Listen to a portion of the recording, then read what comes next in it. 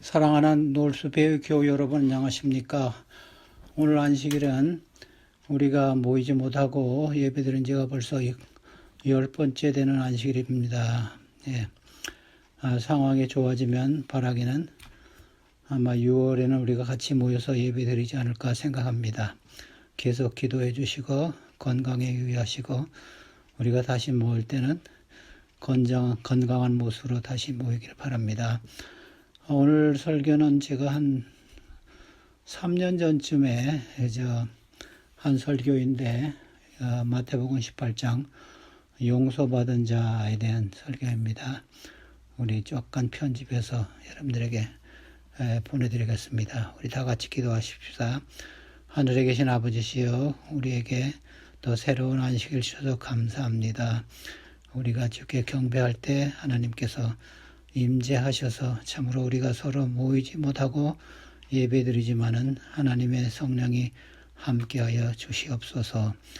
그리고 주님의 뜻이오면 이 바이러스가 빨리 물러가서 우리가 하나님의 전에서 성도들과 같이 교제하면서 하나님을 마음껏 찬양하면서 경배하게 도와주시옵소서.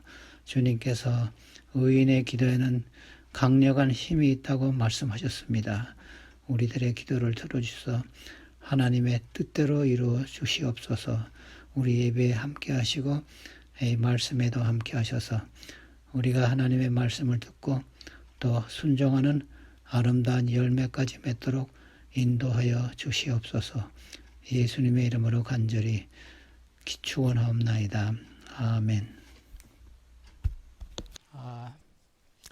제가 오늘은 용서에 대한 설교를 할 텐데, 용서가 굉장히 힘든 문제입니다. 그래서 코리 텐 분이라는 그 유명한 여사가 있잖아요. 그 나치에서 살아남은 사람인데, 자기가 이 용서에 대해서 강연을 막 하고 다니는데, 한 번은 그 강연을 끝나고 나서 인사를 하는데, 자기를 그 학대한, 자기 시스터를 죽인 그 사람이 거기 딱 있었대요. 독일 군인이. 그래서 그 사람이 악수를 내미는데 자기가 용서에 대한 설교를 하고 나오면서 차마 손이 나가지 않더래요. 그래서 주춤주춤 하다가 하나님께서 손을 악수를 하라 그래가지고 악수를 했다는 그런 이야기가 있습니다. 그래서 이 용서가 참 어려운 주제 가운데 하나입니다. 그래서 예수님도 이걸 많이 강조하셨죠. 그래서 특별히 제가 오늘 마태복음 18장 21절부터 35절 말씀을 보겠는데, 이 말씀은 마태복음에만 나옵니다. 그래서 다른 복음서에는 이 말씀이 없어요. 그래서 제가 이 말씀을 읽을 때마다 제가 참 제 자신을 다시 돌아보게 됩니다. 여러분들이 성경을 다 피셔서 마태복음 18장 21절 보십니다. 예수께서 용서에 대한 그 전에 이야기를 하신 다음에 교회에서 용서에 대한 이야기를 하신 다음에 베드로가 물었습니다. 베드로는 자기 그 속에 있는 의심을 서슴없이 말하는 사람입니다. 베드로가 예수님께 나와 가로되, 이제 제자들 앞에서 베드로가 나왔습니다. 예수님이요, 주여, 내 형제가 내게 죄를 범하면 몇 번이나 용서하여 줄까요? 그랬습니다. 7번까지가 괜찮겠지요? 그랬어요. 근데 왜 이 베드로가 7번이라는 말을 썼냐 하면요, 이 랍비 사상 가운데 여러 사람 랍비가 그런 말을 했습니다. 레바이 호세 벤 요두아라는 사람이 내게 형제가 잘못하면 용서해주고, 두 번째 와서 잘못하면 또 용서해주고, 세 번째 와서 용서를 구하면 용서해주고, 네 번째 용서를 구하면 용서하지 말라 그랬어요. 그것이 유대인 사상에 있었습니다. 그리고 성경상에도 한 2번 이런 이야기가 나옵니다. 아모스의 그 처음 아모스 1장 2절 3절에 보면요, 다메섹에 관한 죄가 서너 가지가 있으니 처벌을 받겠다, 그런 말씀이 나옵니다. 그 다음에 욥기 33장에도 욥이 한 말에 세 가지 잘못 이후에 용서하지 않겠다 그런 말도 나와요. 그래서 베드로가 셋 플러스 셋 거기다가 하나 더 더하면서 일곱이면 충분하겠지. 그래서 일곱이라는 숫자가 나옵니다. 성경에 일곱이라는 숫자가 좋아서 나온 것이 아니라 자기 생각에는 세 번의 이 용서해 주라는 기록이 있고 그 다음에 거기다 3을 더하면 배가 되는데 하나를 더하면 일곱이 되니까 예수님 일곱이면 괜찮겠지요 그랬어요. 그러니까 예수님께서 뭐라 그랬습니까? 23절 그 다음 절에 보면요, 예수님께서 16장 16절 먼저 보십시다. 왜 제가 이 마태복음 16장 16절 여러분들에게 찾기를 원하냐면요, 가이사라 지방에서 이 베드로가 예수님에게 한 말이 있습니다. 사람들이 나를 누구냐 하느냐 그러니까 뭐 엘리야라 하고 뭐 선지자라 하니까 예수님께서 그럼 너는 나를 누구라 하느냐. 그러니까 베드로가 이렇게 됐어요. 주는 그리스도시요 살아계신 하나님의 아들이시니다. 이렇게 대답했어요. 그러니까 예수님께서 대답 잘했다고 베드로 축복했어요.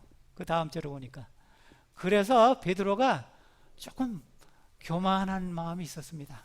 교만한 마음이 있어가지고 베드로가 이 질문한 이유가 자기가 거기서 대답을 했기 때문에 예수님이 나를 축복하셨다 그런 교만한 마음이 있었고 그 다음에 예수님이 그 용서에 대한 얘기를 하신 이유도 있었고 특별히 마태복음 18장에 시작할 때 보면요, 제자들 중에 천국에서 누가 제일 으뜸이 될 것인가 이런 그 토론이 있었습니다. 디스커션이 있었어요. 그래서 베드로 생각에는 자기가 천국에서 또는 제자들 중에 최고의 자리가 있을 것이라 그런 사상이 있기 때문에 이 질문을 했어요. 그래서 자기가 나서 자기의 관용함을 좀 제자들에게 보여주고 나는 제자들 중에 최고다 그것을 보여주기 위해서 그 질문을 한 겁니다. 그래서 예수님께서 그 대답을 22절에 하셨어요. 뭐라 그랬어요? 근데 이 NIV는 77 time이라 그러고 어느 성경에는 70에 7번이라 그러는데 이 사본이 다르기 때문에 그렇습니다. NIV는 이제 다른 사본을 보고 우리에서는 다른 사본을 보기 때문에 같은 의미가 같습니다. 예수님께서 대답이 이겁니다. 용서는 세서는 안 된다. 내가 몇 번 용서해줬다고 그거를 카운트하지 말라 그런 개념입니다. 그래서 77이나 뭐 490이나 차이가 없는 겁니다. 같은 내용이에요. 계산하지 말고 용서해주라. 그러니까 이 베드로도 깜짝 놀랐어요. 근데 490이라는 말이 성경에 한번 나옵니다. 여러분 어딘지 나오는지 아세요?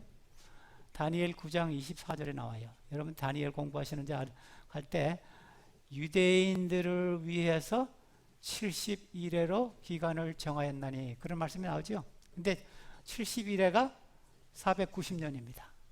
거기 한번 성경에 나와요. 그래서 제가 이거는 제 해석인데 뭐 틀렸는지 맞았는지 여러분들이 알아서 받으세요. 용서해 주는 거는 하나님이 이스라엘 백성들을 위해서 용서하는 것 같이 그 정신으로 하라. 아마 그런 의미가 있는 것 같아요. 490이라는 숫자가 나왔기 때문에. 그래서 이 490이라는 숫자도 맞고, 근데 사실 예수님이요, 일반 랍비나 일반 뭐 소크라테스나 뭐 부다나 뭐 이런 훌륭한 선생님 같으면요, 이렇게 그 사람들도 이렇게 말했을 거예요. 네가 용서하는 거를 세지 말고. 우리 한국 사람들은 뭐 3-4번이라는 말도 하고 또 10번이라는 말도, 만일 어떤 한국 분이 와서 한국의 훌륭한 스승에게 내가 몇 번 용서해 주겠습니까? 그러니까 한 3번까지는 괜찮죠? 그러면 뭐라 그랬어요? 3번 아니라 30번, 300번도 용서하라. 아마 그랬을 거예요. 근데 저는요, 그 다음 절에 나오는 그 이야기가 굉장히 감명이 깊습니다. 왜냐하면 제가 23절부터 그 35절까지 나오는 이야기는요, 예수님이 비유로 말씀하셨는데, 이 말씀을 읽으면서 제가 예수님은 위대한 스승, 위대한 랍비, 위대한 선생, 그 이상의 신이다 그걸 느꼈어요. 왜 그러냐면요, 와서 보세요. 몇 번 용서해 주겠습니까 하면요, 보통 이 위대한 선생이나 하면요, 그 계산하지 말고 용서해서 계속 용서해줘, 그리고 끝났을 거예요. 근데 예수님은 그 비유를 그 다음에 하십니다. 비유가 많은 장이 이제 마태복음 13장인데 이게 거기 들어가지 않고 18장에 와 있어요. 그래서 제가 왜 이 비유를 여기 썼을까? 예수님이 하셨을까? 예수님은요, 베드로의 마음을 아셨어요. 왜 그 질문하는 줄 알았어요. 다시 말하면 예수님은 우리 마음을 아시는 겁니다. 우리가 다 베드로 같은 사람이에요. 용서하는데 인색하고 남을 관용하는데 좀 계산하기를 원합니다. 그래서 예수님께서 23절부터 나오는 그 비유를 말씀하셨어요. 23절에 뭐라 그랬어요? 이러므로 천국은, 이 이러므로 천국 할 때는요, 여러분들이 이 말씀 읽을 때 이거는 비유로 말씀하신다 이렇게 이해하시면 돼요. 성경 읽으실 때. 이러므로 천국은 종들과 회개하려 하던 어떤 임금과 같으니 그랬어요. 그래서 임금이 이제 어떤 사람이, 죄인이, 어떤 노예가 얼마를 빚졌다 그랬어요? 1만 달란트를 빚졌다 그랬어요. 근데 1만 달란트는요, 저는 이 말씀 읽으면서 예수님 참 과장도 많으시네 그랬어요. 굉장한 돈입니다 이거는. 왜냐하면 마태복음 25장에 그 달란트 비유 있지 않습니까? 여러분들이 그 얘기를 들으시는 거지만 한 달란트가 20년 일하는 임금입니다. 20년. 그러니까 만 달란트는 20만 년 일하는 임금이에요. 그래서 어떤 분이 새로 나온 주석책에는 옛날 제 거를 보면 뭐 몇백 불이 만 불이라 뭐 그렇게 나오는데, 제가 새로운 나온 그 스타디 바이블 스타디를 보니까 60억 불이라 그랬어요. 60억 불. 60억 불인데 이것을 빚졌습니다. 근데 그 당시 헤롯 왕의 수입이 1년에 900달란트였습니다. 그 다음에 갈릴리 베레아 지방이, 갈릴리 베레아가 굉장히 부자 동네인데 1년에 세금이 200달란트였습니다. 그러니까 갈릴리 예산이 1년에 300달란트였습니다. 그래서 1만 달란트라는 것은요, 엄청난 돈입니다. 그래서 예수님이 이 만 달란트를 빚진 사람 이야기를 하는 겁니다. 이 사람이 빚을 져서 갚으라 하니까 뭐라 그랬어요? 26절에 이 사람이 26절, 그 종이 엎드려 절하며 가로되 내게 참으소서 갚으리다. 근데 그 당시는요, 돈을 갚지 못하면요, 그 전에 보면요, 자기의 아이, 부인, 그 다 집까지 팔아가지고 빚을 갚아야 합니다. 뭐 재판이고 뭐가 없습니다. 그러니까 이 사람이 어떻게 됐습니까? 아마 이 하인이, 이 종이 진정으로 회개했는지 안 했는지는 저는 그건 모르지만 이 말씀을 봐서는 진정으로 왕에게, 임금에게 회개하는 자세를 보였어요. 엎드려서 절하고 가로되, 자기 처자식을 생각해서 그랬는지 모르지만 주인에게 좀 참으소서, 참아주세요. 근데 이 사람이 참 말한 게 재밌어요. 뭐라 그랬어요? 내가, 그 다음에 보면요, 내가 다 갚겠다 그랬어요. 근데 우리가 참 이 사람과 같습니다. 우리가 죄를 많이 졌어요. 우리가 갚을 것이 없어요.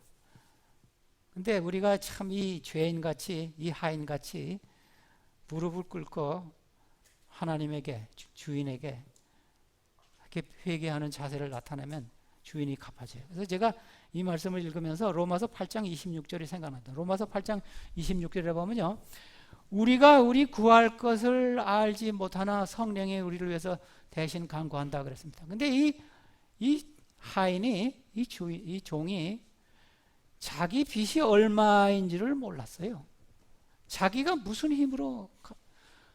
그래서 우리가 하나님에게 회개하고 죄를 용서해달라 그럴 때 사실 우리도 몰라요. 우리 죄가 얼마나 크고 우리 죄가 예수님을 죽이는 그런 엄청난 일을 한 것도 사실 인식하지 못하고 우리가 그런 기도를 할 때가 많이 있어요. 그러나 성령이 우리를 위해서 간구하신다 그랬습니다. 근데 이 사람이 이야기한 것을 보면요, 제가 신명기 57장 이 말씀은 또 생각이 나는데, 거기 보면요 뭐라 그랬냐면요, 이스라엘 백성들이 십계명을 하나님께서 주시고 난 다음에 신명기 5장은 십계명이 있는 이야기 아닙니까?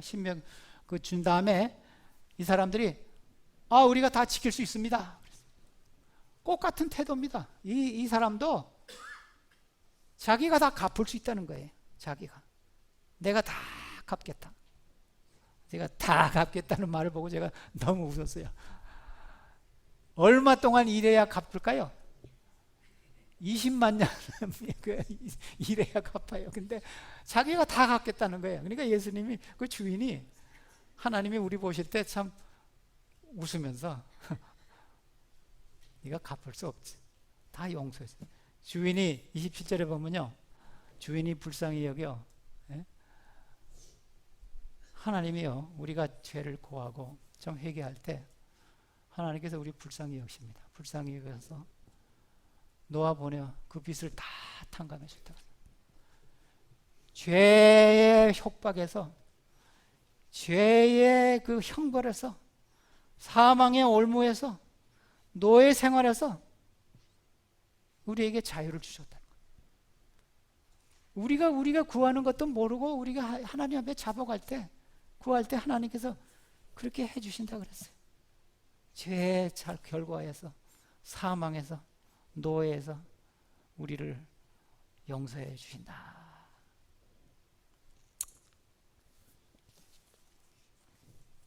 참, 이 말씀 제가 너무나 이 하나님께서 우리에게 이런 큰 용서를 주시는 것은, 잠언 28장 13절 보십시다. 거기 보면요, 하나님께서, 이 말씀이 요한일서 1장 9절에 나오는데, 자기의 죄를 숨기는 자는 형통하지 못하나, 요한일서 1장 9절하고 똑같은 말씀입니다. 죄를 자복하고 버리는 자는 불쌍히 여김을 받으리라. 이 하인이 제가 보기에는 진정한 마음으로 주인께 기도한 것 같습니다. 무릎을 꿇고 제가 다 갚도록 노력해 보겠습니다. 자기 죄가 얼마나 큰지도 모르고 그런 기도를. 그래서 잠언에도, 요한일서에도 우리가 죄를 자복하고 용서를 구하면 하나님께서 용서해 주신다. 그래서 기분이 좋았습니다. 그래서 시편 32편에 보면요, 다윗이 그 자기의 죄의 용서함을 받고 한 그런 기도입니다. 시편 32편 1절과 2절에 보면, 허물의 사함을 얻고 죄의 가리움을 받은 자는 복이 있도다.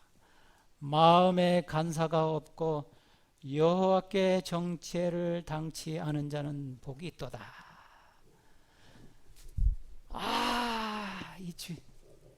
이 노예가 얼마나 하겠습니까? 이제 나는 자유다. 근데 문제가 생겼습니다. 18장 28절 보십시다. 그 종이 나가서 제게 100다네르 빚진 동관 하나를 만나 붙들어 목을 잡고 가로되 빚을 갚으라 하네. 근데 이 말씀을 제가요, 헬라어 원문에 찾아보니까 우연히 만난 게 아니더라고요. 찾아갔어요. 여기는 found인데 이게 정확하게 찾아갔어요. 나는 이제 자유다. 나는 기쁘다. 나는 만 달란트 65%를 다 탕감받았다. 이제는 자유니까 이제 양식이 좀 떨어졌으니까 어떻게 해요? 100데나리오 자기 빚진 사람 찾아갔어요. 우연히 길에서 우연히 만난 게 아니에요. 그래서 이거 우리 한국말로 읽으면 가다가 자기 빚진 사람 100달란트 만 사람 만난 것 같죠? No. 나와가지고 그거 찾아갔어요. 너 100달란트 빚졌지? 갚을 게 없습니다. 그렇게 목을 졸랐다 그랬어요. 초킹했다. 나쁜 사람이죠. 근데 이 사람이요, 백데나리온이 얼마인지 아세요? 백데나리온은요, 요새 계산하면요, 한 10,000불 됩니다. 그러니까 그 당시로 말하면 한 3개월이라면 갚을 수 있는 돈이에요. 3개월. 이제 갚으라 그러고 그러면 됐어요. 자기는 600억 불이나 600억 불이나 탕감을 받았는데 10,000불 빚진 사람 3개월 일해서 갚으면 돼요. 근데 이 사람이 용서 안 해줬어요. 용서 안 해주고 갚으라고 목을 줘가지고 졸리고 못 갚으니까 감옥에 집어넣었어요. 33절부터 이 사람이 목을 졸리고 감옥에 집어넣어서 주인들이, 근데 여기 동관이라는 말이 나오죠. 동관. 아까 그 동관이 뭐냐면요, 이 영어 성경은 제대로 됐다고요. 이 fellow slave나 fellow servant예요. 자기 친구, 같은 노예의 친구입니다. 같은 친구예요. 같은 노예. 같은 죄인이에요. 같은 죄인. 같이 빚진 사람이에요. 같이 주인집에서 일하는 친구입니다. 이 용서함 받은 사람이 빚을 더 많이 져서 용서함을 받았지만은 같이 자기 친구예요. fellow slave예요. 원문에도, 헬라 원문에도 그렇게 나왔어요. 근데 둘로스라고, 친구, 자기 노예 친구 만나가지고 감옥에 집어넣으니까 친구들이 보고했어요. 이에 33절부터 35절, 약한 종아, 이제 주인이 약한 종아, 이 32절에 그랬죠. 내가 너를 불쌍히 여김과 같이 너도 내 친구 노예를 불쌍히 여김이 마땅치 아니하냐 하고 주인이 노하여 그 빚을 다 갚도록 저를 옥졸에게 붙이니라.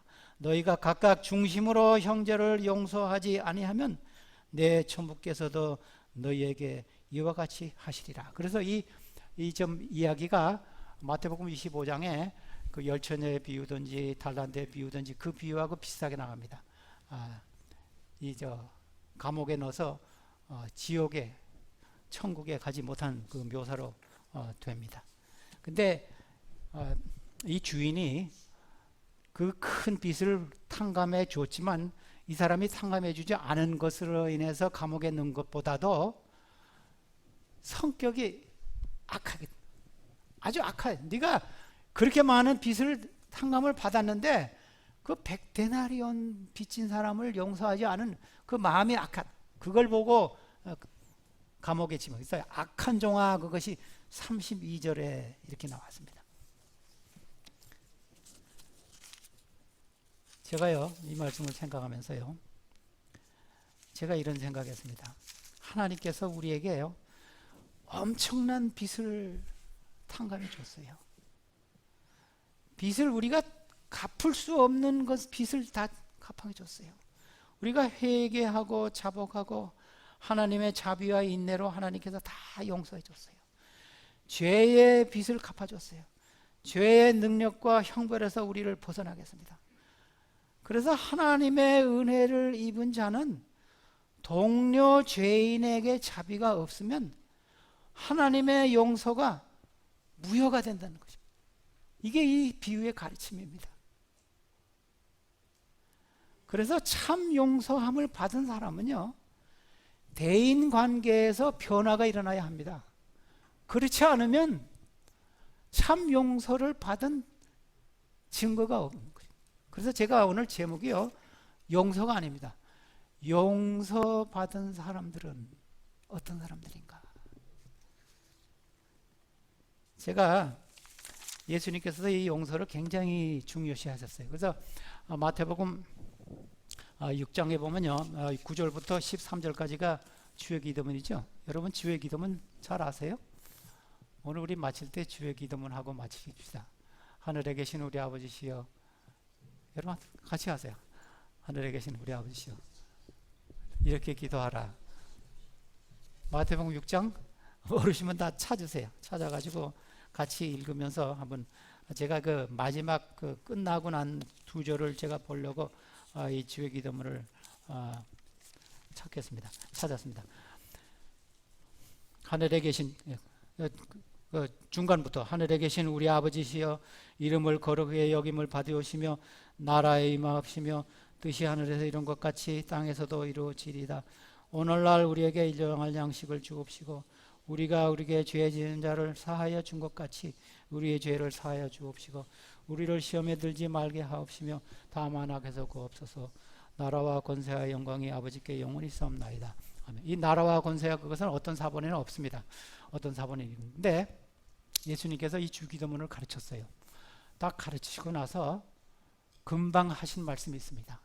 그것이 그 14절과 15절입니다. 그 주의 기도면 그 여러 가지 상목들을 다 하신 다음에 특별히 용서에 대한 것을 반복하셨어요. 너희가 사람의 과실을 용서하면 너희 천부께서도 너희 과실을 용서하려니와 너희가 사람의 과실을 용서하지 아니하면 너희 아버지께서도 너희 과실을 용서하지 아니하시리라. 그래서 이게 마태복음 18장하고 같은 맥락의 이야기입니다. 왜 예수님께서 주의 기도문 하시고 다른 부분은 타치 안 하시고 이 부분을 하셨을까? 좀 생각해 보세요. 제가 다른 사람을 용서하고 받아들이고 포용하는 것이 어려운 일이기 때문에 예수님께서 이것을 다시 강조한 것이 아닌가. 제가 용서할 수 있는 정신을 좀 몇 가지 생각해 봤어요. 저는 이런 생각을 합니다. 모든 사람은 다 불완전하다. 아무도 완전한 사람이 없다. Nobody is perfect. 그걸 생각하면 제가 용서할 수 있어요. 그다음에 제가 또 무슨 생각하면요. 제가 저 사람을 알 수 없다는 생각을 해요. 예수님도 그런 기도하셨죠. 내가 저 사람의 교육을 압니까? 저 사람의 부모가 누군지 압니까? 저 사람의 조상을 압니까? 저 사람의 DNA를 압니까? 저 사람의 혈액형을 압니까? 저 사람의 가정 환경을 압니까? 난 그건 모릅니다. 그러면 용서해 줄 수 있어요. 근데 우리는 지나가다가 운전 옆에 한번 잘못하면 막 욕하죠. 제가 내가 저 사람이 오늘 운전면허 처음 따는지 who knows? 그렇잖아요. 또 저는 이런 생각합니다. 예수님께서 저 사람 위해서도 죽으셨다. 우리는 다 예수님이 나 위해서 죽으셨다고 생각하지만 저 사람 같은 동료 죄인입니다. 저 사람 위해서도 예수님께서 죽으셨다. 이런 생각하면요, 우리가 얼마든지 다른 사람을 또 원수 갚는 것은 하나님께 속했다. 내가 원수 갚으려고 하지 말고 하나님에게 맡기라. 그래서 박해하는 사람을 위해서 축복하라 하는 말씀이 그 로마서 12장에 나옵니다. 저는요, 예수님의 그 미션, 예수님의 임무라 그럴까요? 예수님의 사명, 예수님께서 왜 세상에 오셨는가를, 물론 죄인을 구원하러 오셨다고 그랬지만은 저는 예수님의 미션을, 그 사명을 용서하시기 위해서 오셨다, 저는 그런 생각해요. 왜냐하면 마태복음 1장 21절에 보면요, 아들을 낳으리니 이름을 예수로 하라. 저가 자기 백성을 저희 죄에서 구원하시라 그랬는데, 이 구원하시기 전에 뭐하고 용서하시고 구원하세요. 그래서 사실은 여기 저희 죄에서 저를 용서하고 구원하겠다, 이렇게 우리가 이해해야 돼요. 그 다음에 예수님이 일하실 때 항상 마태복음 9장에도 나오고 마가복음에도 나오는데 중풍병자에게 병 낫다 그러지 않았어요. 뭐라 그랬어요? 내 죄가 용서함 받았다 그랬어요. 그래서 예수님의 그 사명은요, 용서입니다. 용서. 근데 예수님께서 용서하시러 오셨어요. 그리고 누가복음에도 예수님이 마지막 십자가의 상에서 베드로에게도 22장에 보면 베드로를 이렇게 직시하셨어요. 베드로가 3번 예수님을 모른다 할 때 예수님이 이렇게 쳐다보면서, 동정스러운 얼굴로 쳐다보면서 내가 너를 용서한다. 말씀하실 수 없었으니까 죄인으로 끌려갔기 때문에 누가복음 22장 61절에 나옵니다. 그 다음에 마지막으로 예수님께서 기도하실 때 누가복음 23장 34절에 보면요, 예수님께서 자기를 못 박는 사람, 그 군인들, 저 사람들은 모릅니다. 저 사람들은 상관이 시켜서 하는 겁니다. 아마 빌려다가 시켜서 하는 겁니다. 용서해 주십시오. 그래서 예수님의 그 미션은요, 마태복음 1장부터 사복음 마지막까지 용서입니다. 그래도 우리가 예수님을 믿는 우리가 우리의 미션도요, 그래야 돼요. 용서해주고 관용해주고. 그래서 이 두 번째 예수님의 두 단계로 이 용서의 비유를 말씀하시는 것은요, 용서함을 받은 자의 태도에 강조하는 겁니다. 베드로 같은 우리의 마음이 있습니다. 용서를 카운터하려는 마음이 있어요. 그래서 예수님이 그걸 아시고, 예수님은 신이시기 때문에 이 비유를 우리에게 말씀하셨어요. 용서함을 받은 사람은 남을 즐겨 용서할 수 있다. 왜냐하면 나는 더 큰 빚을 탕감받았기 때문에. 용서함 받은 사람은 신앙의 기쁨과 평안함이 있습니다. 왜냐하면 나는 너무너무나 큰 것을 용서함 받았기 때문에 내가 기쁘지 않을 수가 없어요. 제가요, 동부에 있을 때 교회 오다가요, 티켓을 받았어요. 경찰이 쓰라 그랬어요. 너무 빨리 갔다고. 그래서 제가요, 미안합니다. 제가 오늘 빨리 가서 설교해야 되기 때문에 미안합니다. 그러니까 경찰이요, 가라 그래요. 그러니까 얼마나 기뻐요. 나는 기쁘니까 더 빨리 가야 되겠다 그러겠어요? 더 조심해야 가요. 그래서 용서함 받은 사람은요, 죄를 짓지 않게 됩니다. 죄를 방지하는 게 돼요. 하나님께서, 예수님께서 우리를 용서해 줬으니까 내가 이제는 그 죄를 짓지 말아야 되겠다. 또 용서함 받은 사람은 다른 동료 죄인들에게, 다른 친구들에게 관대해요. 관용해줘요. 그래서 저는요, 인색하고 뻔뻔하고 용서 없는 사람은 크리스찬이 될 수 있을까, 그런 생각이에요. 저 사람은 크리스찬인데 좀 인색해. 그게 말이 성립이 되는가, 저는 생각해요. 용서함을 받은 사람은 다른 사람에게 관여합니다. 사랑을 풍부하게 베풉니다. 왜냐하면 자기는 더 큰 것을 용서받았기 때문에. 제가 한 번 이런 일이 있었어요. 제가 용서함 받은 사람은요, 이런 생각합니다. 나도 저런 잘못을 저지를 수가 있다. 왜냐하면요, 제가 한 번은 직장에서 일을 마치고 집에 오다가요, 밖이 어두컴컴한데요, 사람들이 헤드라이트를 안 켜요. 그래서 제가 지나가면서 헤드라이트 켜라고 빵빵거리고 하이빔을 켜줬어요. 그래서 한참 가다 보니까 내가 헤드라이트를 안 켰더라고요. 그래서 내가 내 잘못도 안 보고 다른 사람을 자꾸, 우리가 이런 생활을 하지 않는가. 그래서 용서 안 받은 사람은요, 다른 사람의 잘못에서 너그럽고 나도 그런 잘못을 저질 수 있겠다, 그런 생각을 하게 됩니다. 예수님께서 그 누가복음 23장 34절, 그래서 예수님께서 그 기도하셨어요. 잠언, 마지막에 성경적 두 절만 보고, 잠언 25장 21절 20절에 보면 아까 제가 말했대요. 내 원수가 배고파 하거든 식물을 나눠주고, 이것이 그 신약 성경에도 이제 반복된 말씀입니다. 목말라 하거든 물을 마시오라. 그리야 하는 것은 핀수스로 그의 머리에 놓는 것과 같은 것이요, 여호와께서는 내게 상을 베푸시리라, 구원을 주시리라.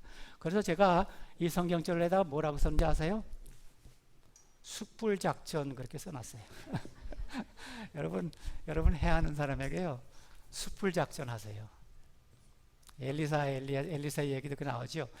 치료하는 사람들에게 예루살렘으로 인해가지고 진수성천을 차려놓으니까 집으로 돌아간다면 그 다음에는 더 이상 공격하지 않았다. 여러분 숯불작전 하세요.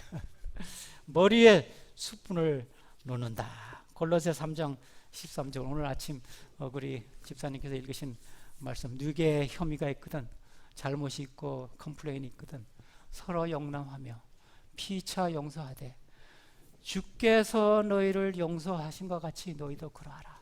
그래서 용서는요, 소극적인 단어가 아닙니다. 그 사람이 나와서 사과할 때 용서해줘, 그게 아닙니다. 어떻게 해야 돼요? 주께서 우리를 용서하시는 것 같이 선취점을 이니시티브 하라는 겁니다. 예수님이 우리를 용서하기 위해서 하늘에 앉아서 죄 있는 사람은 다 내게로 오라 그랬어요? No. 지상에 오셨어요. 와서 용서해 주셨어요. 예수님이 우리를 용서하신 것 같이 우리도 다른 사람을 너그럽게 용서하시는 우리 사랑하는 노을숲의 교회 여러분 되시기를 간절히 바라는 바입니다.